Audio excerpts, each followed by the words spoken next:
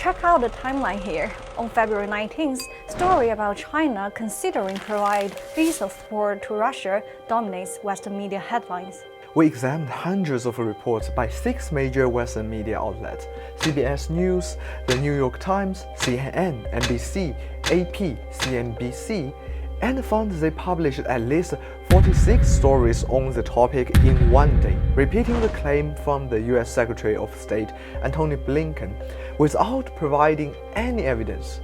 Look at the sharp increase. It almost doubled from the previous day.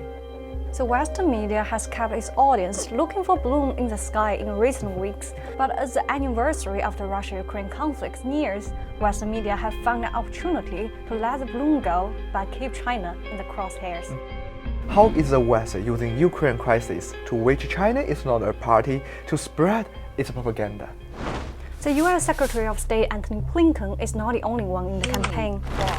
A totally unsubstantiated claim, but reiterated by different people. Sounds familiar? Yes, because the claim is nothing new. Yet it is as if it is a new story, rather than what it really is, an empty distraction. As early as in March 2022, weeks after the conflict broke out, US officials, including President Joe Biden and the National Security Advisor Jack Sullivan, did the same trick and claimed that China will face consequences if it supplies Russia with military assistance, claiming the exact same thing again without any evidence. 向战场源源不断提供武器的是美方，而不是中方。我们敦促美方切实反思自身所作所为，多为缓和局势、劝和促谈做些实事，停止甩锅推责、散播虚假信息。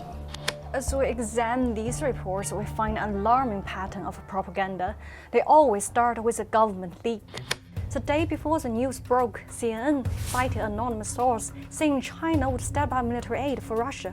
If we look back in January, we find Bloomberg and the CNN quoting an anonymous source from Biden administration, suggesting that the Chinese companies had been providing non-lethal support to Russia in the war. Now, the media has shifted the narrative, saying the assistance is coming from the Chinese government itself. US officials familiar with the intelligence disclosure, sources familiar with the matter. Whoever it allows media to amplify story without providing specifics, giving plenty room for manipulation. In March 2022, Meta, YouTube, and Twitter took down a deep fake video of Ukraine's president, calling it part of Russia's disinformation warfare. But one day later, when a Ukrainian far-rightist posted a deepfake video of Russia's president calling for surrender, Twitter decided to keep it up.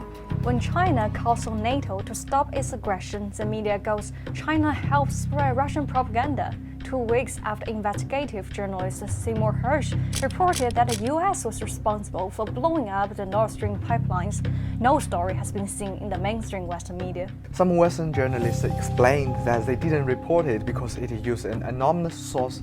But what about the anonymous sources used accusing China of providing lethal weapons?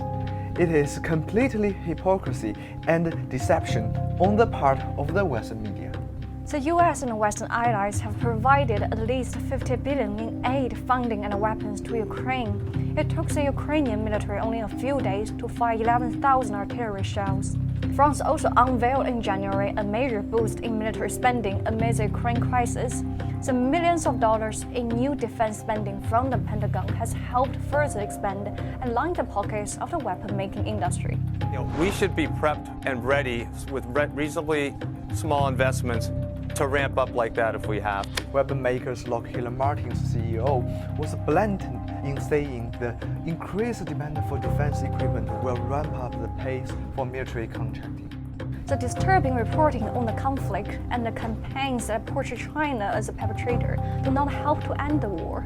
These reports instead help to push the war along and prolong it in ways that only cost lives in Europe and send money to the bank accounts of US weapon makers.